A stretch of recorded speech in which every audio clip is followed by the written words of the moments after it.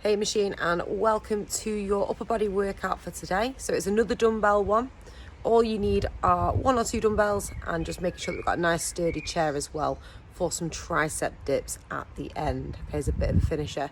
Just some push and pull strength work today, just to hopefully keep those arms ticking over and still keep some upper body strength as well.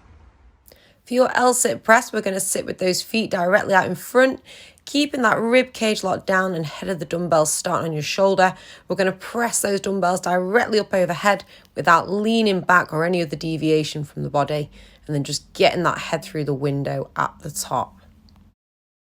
For our bent over rows, we're going to stagger our stance slightly. That's going to help keep our hips parallel. We're going to hinge all the way over, keeping that shoulder blade pinned right back and that back nice and flat.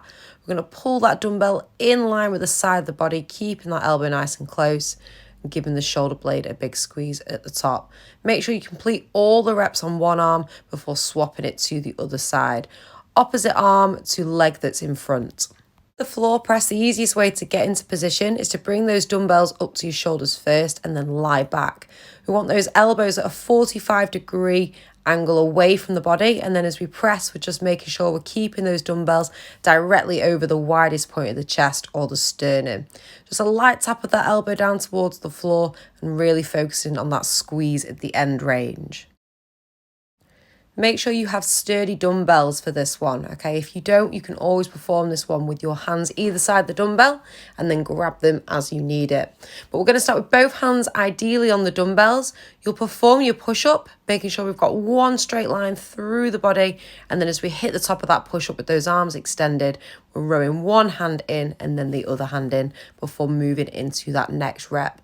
If you need to make it easier, drop it to your knees, but we just need to make sure we're maintaining that nice straight line through the body, keeping those feet slightly wider than hip distance just to help maintain stability. Next up, we've got some accessory work for those assisting muscle groups. First up, your dumbbell bicep curl.